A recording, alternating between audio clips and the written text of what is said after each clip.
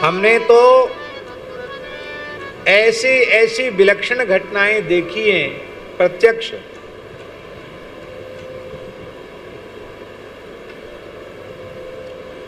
अब आजकल लोग उसका भी विरोध करते हैं कि खाली चमत्कार, खाली चमत्कार। ये कोई झूठी या सुनी सुनाई नहीं, जो अपनी आंखों से प्रत्यक्ष घटनाएं देखी उनका हम वर्णन करते हैं। किसी को विश्वास हो तो करो, नहीं हो तो मत करो, उसमें हमारी कोई हानि नहीं। आपकी हानि है यदि सच्ची बात पर आप विश्वास नहीं करते तो। हमारे पूज्य गुरुदेव पहाड़ी बाबा के जीवन में पद पद पर इस प्रकार की घटनाएं घटती थी, अलौकिक घटनाएं।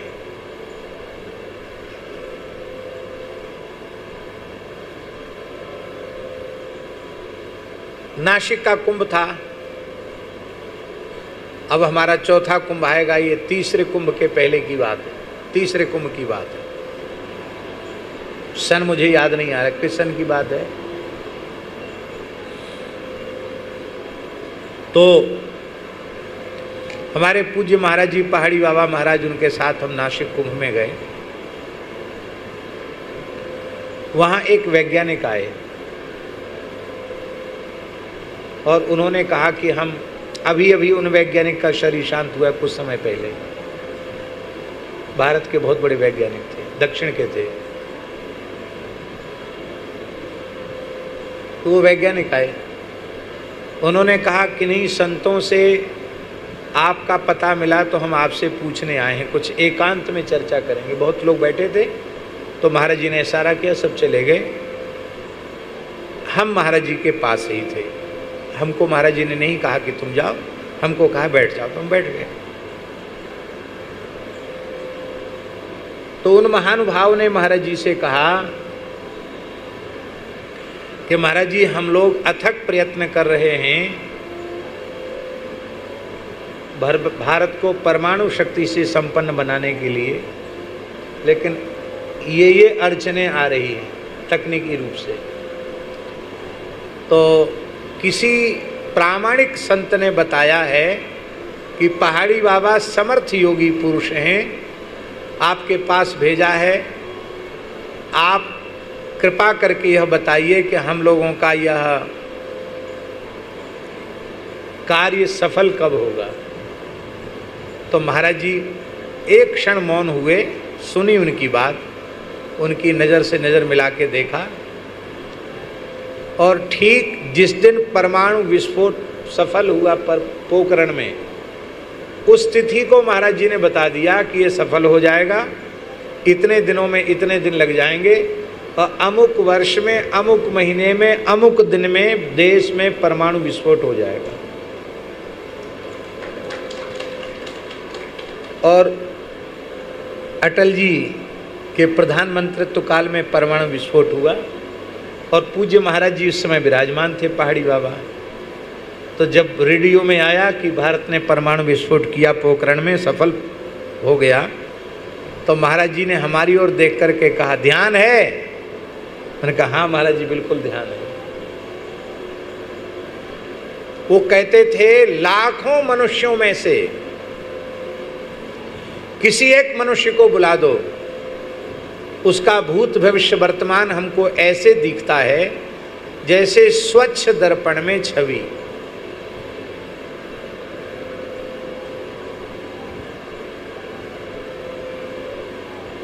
इतने समर्थ पुरुष थे वो। कोई तंत्र मंत्र नहीं था, कोई जंत्र टटका टोना नहीं था। यद पिंडे तद ब्रह्मांडे, यद ब्रह्मांडे तद पिंडे। वे सर्व समर्थ योगी थे।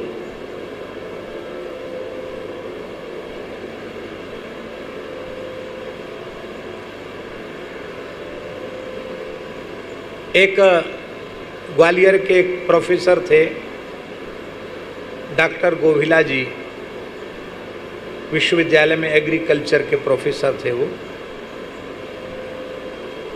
तो वो और उनकी पत्नी कार्तिक पूर्णिमा के भंडारे पे आते तो पूरे स्थान में सफाई करना, बर्तन मांजना, नाली साफ करना, बड़ी श्रद्धा से। तो हम महाराज जी के साथ ग्वालियर गए। महाराज जी ने कहा, गोविला उत्सव आने वाला है, आ जाना। वो रोने लग गए। कहा रोते क्यों? बोले हमारी पत्नी की तबीयत खराब थी, चेकअप कराया तो दोनों किडनी समाप्त हो गई, वो तो बिस्तर पे पड़ी है, उठ नहीं सकती। अब मुझे घर का काम भी मुझे ही करना पड़ता है। महाराज मेरे ऊपर तो बहुत विपत्ति आई। वो भी बेचारी बीमार थी, आकर महाराज को प्रणाम किया। बोले अब तो बस डायलिसिस जब तक हो तब तक रहे, तब तक रहे, डायलिसिस पर जीवन इसका रहेगा। महाराज जी कुछ बोले नहीं और वृंदावन आ गए, पहाड़ी बाबा आश्रम में। और वो द्वादशी को आ जाते थे, एकादशी के बाद द्वादशी, देवोत्थापनी एकादशी के बाद जो द्वादशी होती है, द्वादशी को आए, वो द्वादशी को आ गए। हम लोग पंचमी षष्ठी को 1-2 दिन रह के महाराज जी आ गए कार्तिक में, और वो एक द्वादशी को वो आ गए, गोविला जी आ गए। तो महाराज ने कहे तुम तो बीमार थे, तुम्हारी पत्नी कैसे आ गए? उन्होंने कहा महाराज जिस दिन आप रात्रि में आए हो आशीर्वाद देके, उसी रात्रि को मेरी पत्नी को स्वप्न हुआ, आपने जोर से फटकार करके कहा चल बैठ, बक बक करती है, किडनी खराब होगी, किडनी खराब होती। कहाँ होती है किडनी? तो बताई कि यहाँ किडनी होती है। तो बोले अपना दाहिना चरण उठाकर किडनी में छुआ दिया, बोले जा ठीक हो गई तेरी किडनी, आ जाना सेवा करने के लिए। तो उस अपने आप उठ करके काम में लग गई। तो मुझे आश्चर्य हुआ कि ये काम में कैसे लग गई।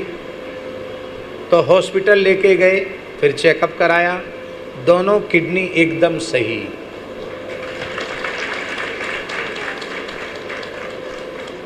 लंबे समय तक जी खूब सेवा की।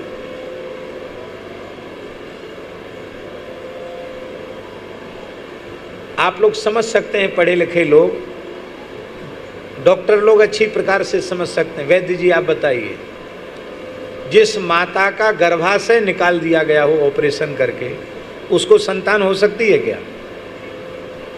गर्भाशय ही नहीं है तो संतान कहाँ से होगी?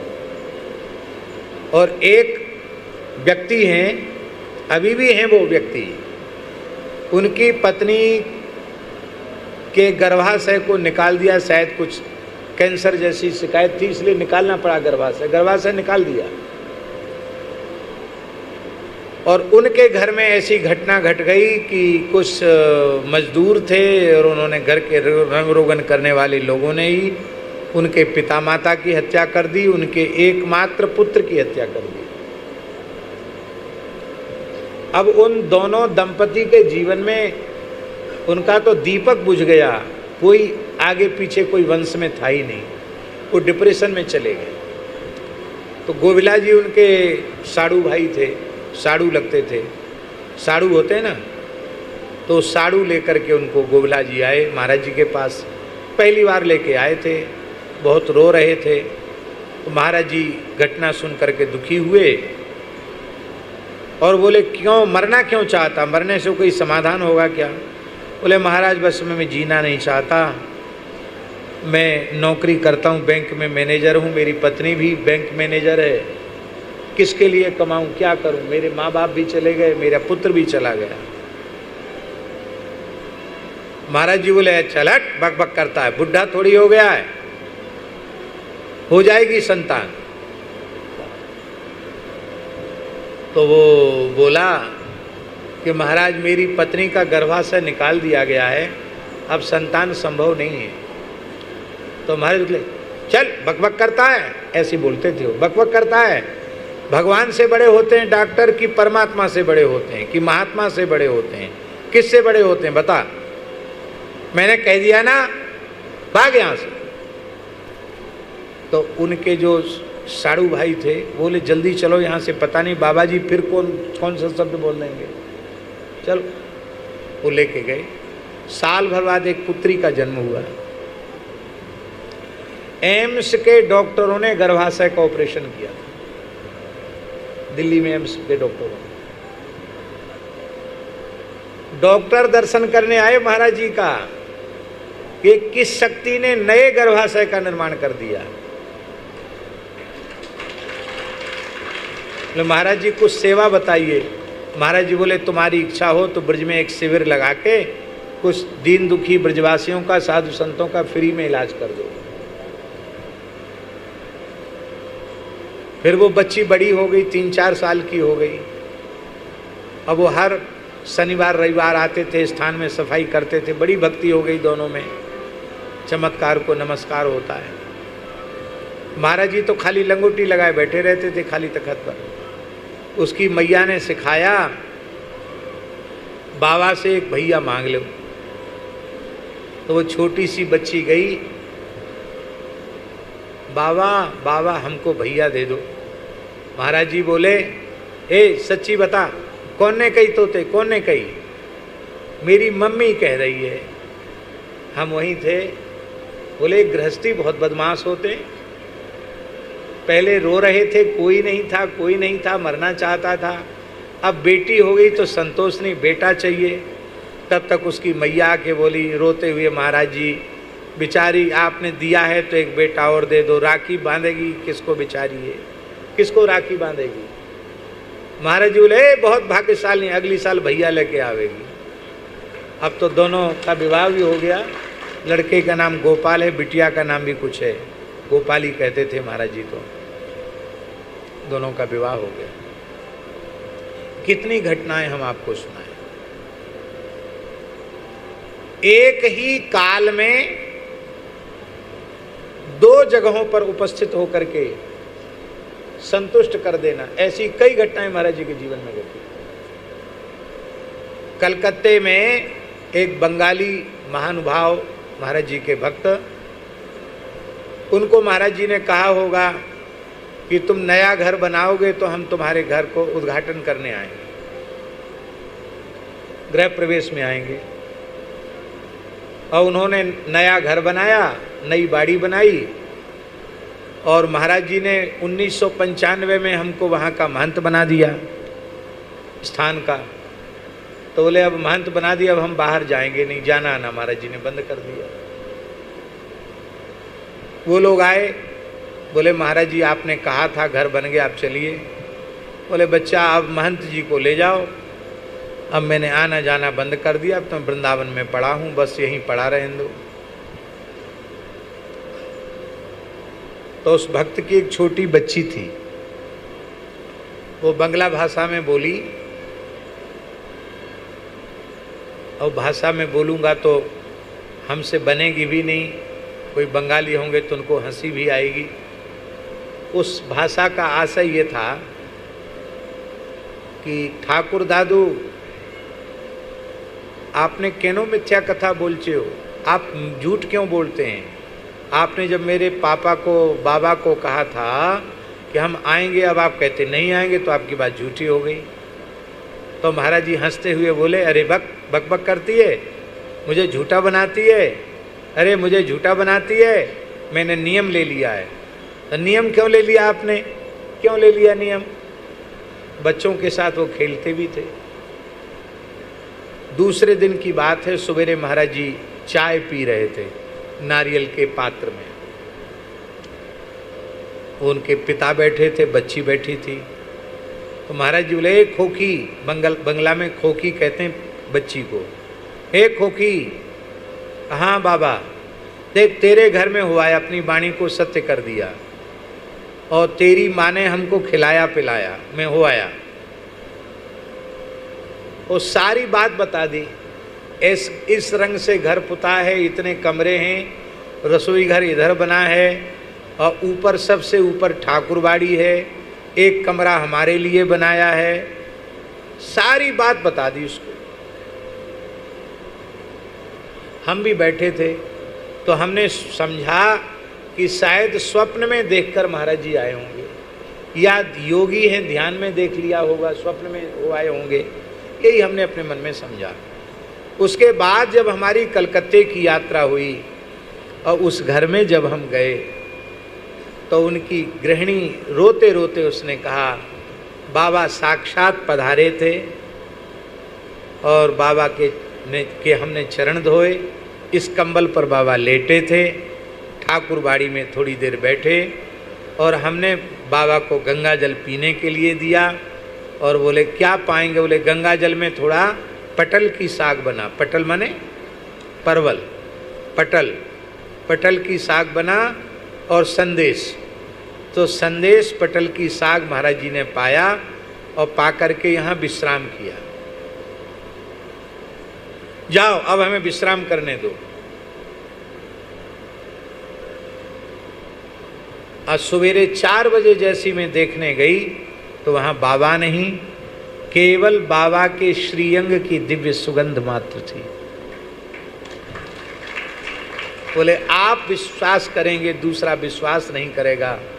मैंने इन्हीं हाथों से महाराज जी के चरण धोए और इन्हीं हाथों से रसोई बना के पवाए। वो पात्र दिखाए, इन पात्रों में महाराज जी ने प्रसाद पाया है। 1-2 घटनाएं नहीं है, सैकड़ों घटनाएं। सिद्धियों के ऐसे खेल होते थे, तमाशे। हाँ,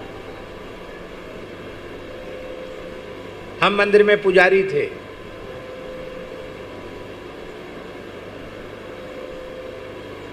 क्या है बात? आपके शिष्य के पत्नी के गर्भाशय में बच्चा बिगड़े, आपने 7 साल पहले मनोपीठ पर आंखों को बीमारी के थे, पर उनका बच्चा स्वस्थ है, आज 7 साल को जब बच्चा घटना है आप। तो भगवान क्या कह रहे थे, हम भूल गए। आप पुजारी थे, आप खाक चौक में। हाँ, हम पुजारी थे। महाराज जी के बड़े विलक्षण नियम थे। महंत बन गए हो तो भी स्थान में प्रसाद पाने के अधिकारी निविधि सेवा नहीं करते। बोले जब तक रहोगे तब तक अपने हाथ से भगवान की पूजा मंदिर में करना है। जो आ गया, बिना सेवा किए कोई नहीं रह सकता। तो हम महंत तो थे लेकिन पूजा करते थे। और अब तो हम लोगों के यहाँ बड़ी सुविधाएं हो गई हैं। इस समय के साधुओं ने बड़े पुण्य किए हैं। एक एक पुजारी को 2-2, 3-3 असिस्टेंट मिले हुए हैं। उस समय महाराज जी का समय जब था पहाड़ी बाबा का, तो पुजारी कोई झाड़ू लगाना, पुजारी कोई पोछा लगाना, पुजारी कोई पात्र अमनिया करना और पुजारी कोई थाल सजाकर भोग लगाना, भोग मिलाना। कोई सहयोगी आप नहीं ले सकते। बड़ा काम था। तो ज़्यादा मूर्ति नहीं रहते थे महाराज जी के पास, 8-10 ज़्यादा से ज़्यादा। इससे ज़्यादा हुए तो कुछ ना कुछ लीला करके भगा देते थे।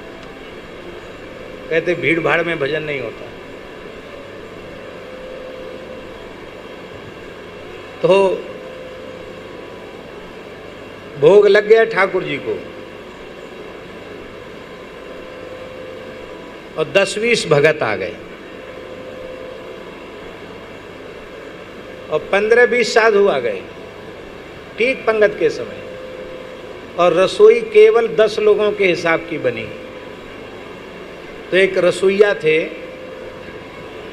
आसाम का शरीर था उनका, बहुत पवित्र आत्मा थे, ब्राह्मण कुल का शरीर था, साधु थे निम्बार्क संप्रदाय के। उनका नाम था मोहनदास। खाक चौक में ये मर्यादा रही है कि वहाँ ठाकुर जी की रसोई सब कुआं के जल से होती थी और ब्राह्मण के अलावा कोई पूजा में रसोई में कोई नहीं जा सकता। बड़ी मर्यादा थी। तो रसोई आके हमसे बोला, महाराज जी हमको बचा लीजिए। क्यों? बोले 10 मूर्ति पाएँ इतना सामान है, 50 मूर्ति बैठ गए, कैसे होगा? तो आप महाराज जी को, मैं तो बोल नहीं सकता डर के मारे, आप थोड़ा महाराज जी को बोल दो कि थोड़ी देर बैठें,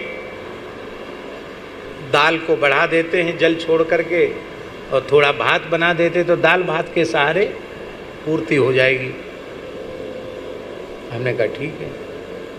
तो हमने धीरे से महाराज जी से कहा, क्यों भोग लग गया? हमने कहा हाँ भोग उसर गया। हमने कहा हाँ उसर गया। तो पंगत कराओ, क्या देरी है, पंगत कराओ। तो हमने धीरे से कहा, महाराज जी सामग्री कम है, मूर्ति ज़्यादा, चल हट बक बक करता है। राम जी के दरबार में किसी चीज़ की कमी नहीं होती है। उठे, बोले बैठ जाओ सब।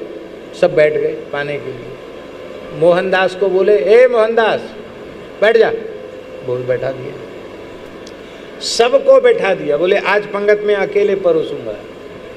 और 100 साल से ऊपर की उम्र थी महाराज जी की।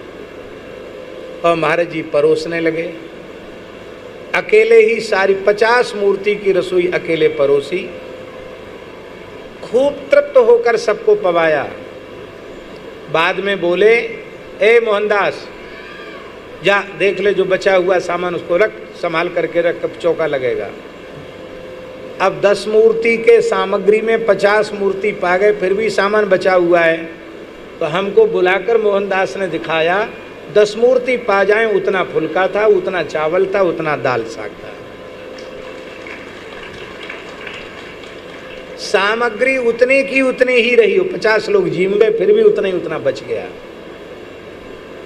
ये किसी पुस्तक में पढ़ी हुई बात नहीं बता रहे हैं, सुनी हुई नहीं बात बता रहे हैं, आंखों से देखी हुई बात बता रहे हैं। हार्दिक धन्यवाद प्रिय भक्तों, आपने समय निकालकर भोले की भक्ति को सुना, इसके लिए हम आपके हृदय से आभारी हैं। यदि हमारे इस भक्ति संदेश ने आपके मन को स्पर्श किया हो तो कृपया चैनल को लाइक, शेयर और सब्सक्राइब जरूर करें ताकि यह अमृतवाणी और अधिक आत्माओं तक पहुंच सके। जय श्री राधे।